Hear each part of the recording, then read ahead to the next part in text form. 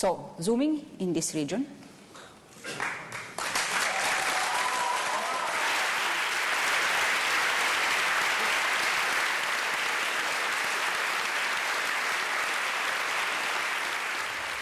Hola, José Ignacio. Hola.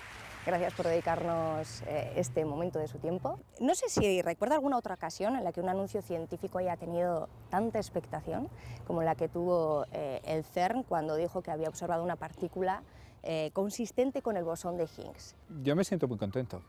Vivimos en un mundo donde parece que la ciencia no tenga ningún rol y es al revés, ¿no? La gente se apasiona por los valores así básicos del conocimiento humano, ¿no? Yo estoy muy contento del impacto que ha habido.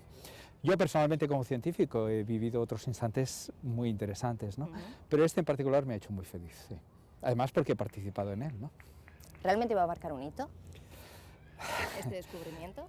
Yo creo que no, que hay que tenerla todo en contexto. Un hito es una palabra muy grande. Entonces yo creo que lo que es un evento importantísimo para la ciencia. Pero decir que va a marcar un hito, un antes y después, no sería correcto. Es un gran paso en la ciencia. Vamos a buscar la palabra. ¿Cuál es la importancia? Era un paso necesario. Si no encontrábamos el Higgs, toda nuestra comprensión del mundo de las partículas elementales hubiera sido incorrecta y tendríamos que haber reformulado nuestras teorías. Lo hemos encontrado, luego estábamos en el buen camino. Hace casi 50 años se publicó la teoría en la que se incluía el bosón de Higgs. El mecanismo de Higgs lo desarrollaron 3 grupos de forma independiente y fueron 6 los autores, entre los que se encontraba Peter Higgs. En aquella década de 1960, los físicos trabajaban con el objetivo de dar una explicación a la existencia de la masa de las partículas elementales. Era la pieza que faltaba en el modelo estándar de física de partículas, la teoría que unificaría todas las fuerzas conocidas en la naturaleza.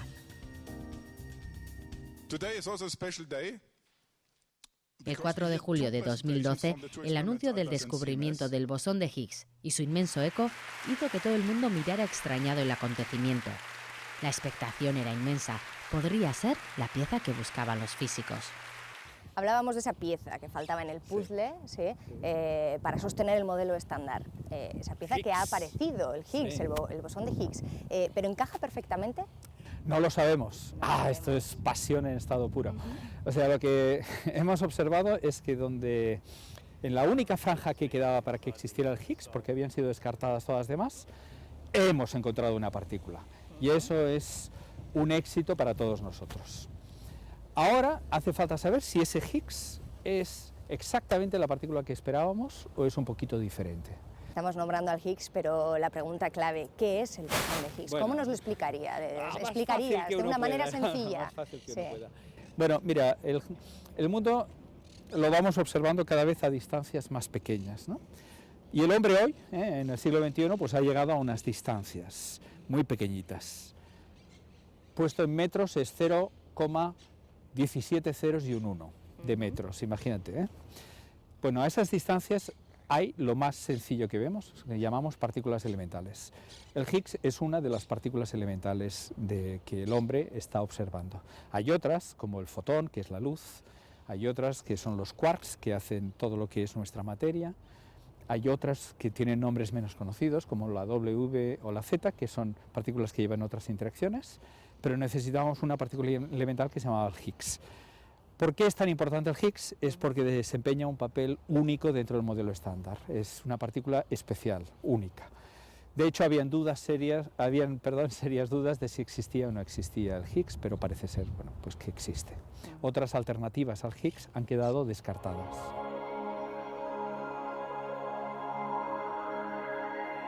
El CERN es el laboratorio de física de partículas más grande del mundo. Su buque insignia es el acelerador de partículas LHC, el gran colisionador de hadrones o protones, un anillo de 27 kilómetros de diámetro situado bajo tierra en la frontera entre Suiza y Francia. Es sin duda la mayor máquina construida nunca. Y su objetivo es lanzar en dirección contraria haces de protones casi a la velocidad de la luz y detectar los productos de las colisiones. El bosón de Higgs se ha detectado en 2 de los detectores, en el Atlas y en el CMS. ¿Cómo se realizó ese experimento? En el colisionador. Buscabais una colisión. Efectivamente. La pregunta es por qué hacemos colisionar partículas, ¿no? Eso es. Bueno, mira, imagínate que vives hace 1000 años y de repente alguien te da un reloj de esos, ¿sabes?, de alarma, todo de esos antiguos, y tú te preguntas, ¿y cómo funciona? ¿Y cómo está hecho? Bueno, hay que entrar dentro del reloj para verlo, pero el reloj es duro, ¿no? O sea, tú no puedes ahí romperlo. Entonces, ¿qué haría un señor? Pues mira, a lo bruto, cogería el reloj, le pegaría una bofetada contra una piedra, lo haría colisionar contra una piedra, y entonces de repente vería un muelle, otro muelle, vería esquirlas de la piedra y demás. Entonces el hombre listo de al lado diría, qué tonto que eres, ¿por qué lo has hecho colisionar contra una piedra? Choca 2 relojes, que al menos lo que sale son solo relojes. Todas las piezas, Todas ¿no?, las piezas son del corresponderán al reloj, reloj. ¿no? Vale. Entonces dices, este es muy listo, ¿no? Entonces eso es lo que intentamos hacer. Hacemos colisionar una partícula elemental con otra partícula elemental, para saber cómo está hecha. Pero se produce tal colisión que lo que realmente logramos es que se destruya la materia en energía. Y esa gran cantidad de energía de repente da lugar a una nueva partícula, que es el Higgs en este caso, ¿no? De hecho, el proceso es un poquito más complicado, pero es la manera de llegar a él. Por eso necesitamos colisionadores tan energéticos, necesitamos llegar a unas energías que el hombre no ha llegado nunca, porque esas partículas están ahí porque tienen mucha masa. Entonces, al pegar, generar muchísima energía, por fin, podemos sacar esas partículas. Y por eso sacamos tan poquitas, por eso necesitamos todo el rato enviar colisiones, a ver si, de repente tenemos una perfecta y ya genera mucha energía. Cuando hablas de perfecta... Bueno, lo que quiere decir es que muy a menudo chocan, se produce energía y se producen otras cosas. La gran mayoría de las veces se producen cosas poco interesantes, Vale. Entonces, o conocidas. Ahí es el problema, ¿no? Entonces, es difícil buscar una analogía con el reloj, ¿no? Es como si estuvieras buscando una partícula muy especial, y solo en ciertas colisiones, pues sí que ves al Higgs, ¿no? Pero eso es lo que lo hace tan difícil. Hay muchas palabras técnicas que usamos para explicar esto, ¿no? Pero el hecho de que necesitamos muchísimas colisiones, nosotros le llamamos luminosidad, como que tenga mucha luminosidad, ¿no? Pues necesitamos muchísima luminosidad para tener un mínimo de partículas Higgs. Pero para tener mucha luminosidad, por eso hay que hacer muchísimos haces que se entrecrucen muchas veces, porque esa es la manera de tener muchos choques. Por eso hay cada nanosegundos. Si esperásemos un segundo, perderíamos un factor de 1000 millones, entonces no lo podemos hacer. Por eso hay que hacer la tecnología tal que sea ultra rápida la electrónica, que el procesamiento sea ultra rápido, que todo sea increíble. Tú has trabajado en el CERN, has participado en el desarrollo, en la búsqueda del bosón. Nosotros, nuestro grupo, hemos trabajado en lo que permite describir cómo son los quarks dentro de los protones. Hemos generado, la palabra técnica se llaman distribuciones de partones, que eso nos dice cuánto momento lleva cada quark dentro del protón, y ese es un ingrediente esencial para meter en los cálculos que luego me predicen qué va a salir. Luego, fíjate que el experimento tiene millones de componentes, ¿no? Nosotros somos solo una pequeña componente que forma parte del cálculo teórico de los procesos que se observan en el CERN. Parece paradójico que para investigar las partículas más pequeñas haya que construir la máquina más grande del mundo. Y que haya que invertir décadas e incluso siglos de esfuerzo para intentar comprender lo ocurrido durante las primeras millonésimas de segundo del universo. Fue en ese instante cuando surgió la masa, en ese caldo superenergético. Al bajar un poco el nivel de energía de forma parecida a la que el agua se congela, surgió un campo especial. Los físicos lo llaman campo de Higgs.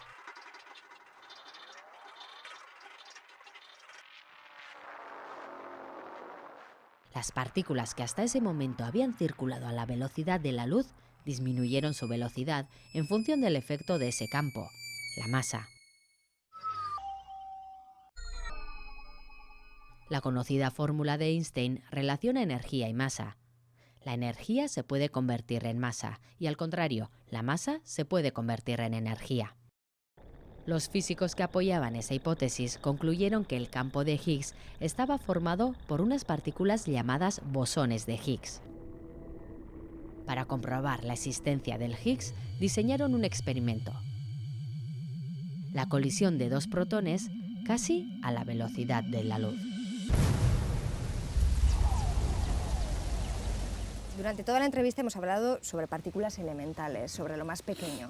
Pero ¿qué relación tiene esto con el cosmos, con el universo, con lo más grande? Fascinante. Es fascinante porque lo que pasa es que en el instante inicial del universo, las energías fueron tan altas como las que ahora el hombre está empezando a lograr en el CERN. Y entonces lo que estamos viendo es lo que pasó al empezar el universo.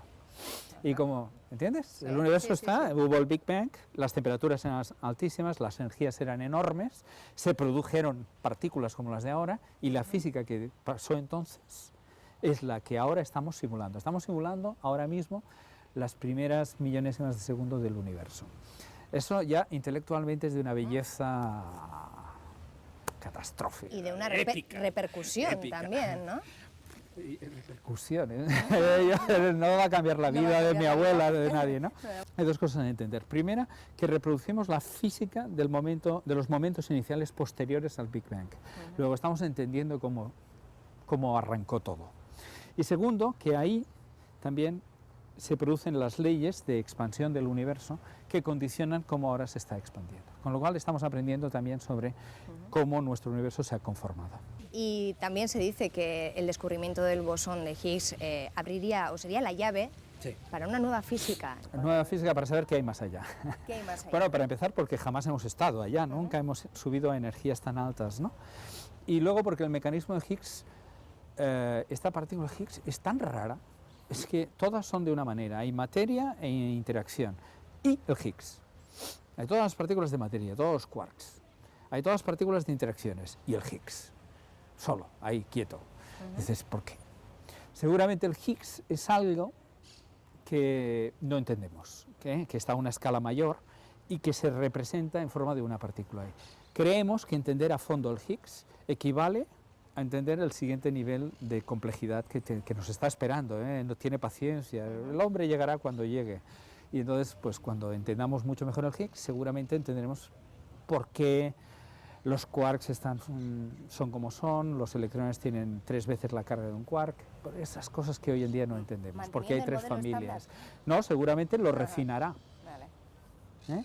Fíjate, esta idea de que las teorías son efectivas, ¿no? De que las leyes de Newton no son finales, ¿no? Si una partícula se mueve muy rápidamente, hay que utilizar relatividad, la teoría de la relatividad. Pero eso no invalida a las ecuaciones de Newton. Si hoy tenemos que hacer un coche o tenemos que hacer un puente o un edificio, las leyes de Newton son las correctas, ¿de acuerdo? Porque en el dominio de energías son la teoría correcta. Pues eso pasa lo mismo, no es que el modelo estándar vaya a ser invalidado, sino va a ser refinado en el futuro. Pero a las escalas que estamos hoy en día, este valdrá. El día en que utilicemos el modelo estándar para tratar cánceres, las leyes que estamos investigando hoy serán las buenas, ¿de acuerdo? No van a ser falsas jamás. De acuerdo. ¿Y ahora qué? Es la pregunta. ¿Y el próximo paso cuál es? Ahí. El próximo paso es que no sabemos cómo crear una máquina que sea más potente, más precisa, con una cantidad de dinero razonable.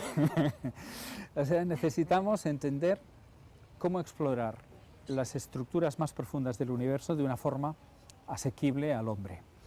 Y entonces hay varias propuestas, hay varias formas de proceder, pero bueno, pues no está claro cómo lo vamos a hacer. Sin duda, vamos a analizar mucho más a fondo todo lo que nos llega del cosmos, porque es otra fuente de información. Hay 2 fuentes de información. El cosmos, que en su día tuvo esa energía y nos envía partículas, o bien generarlas nosotros, ¿vale?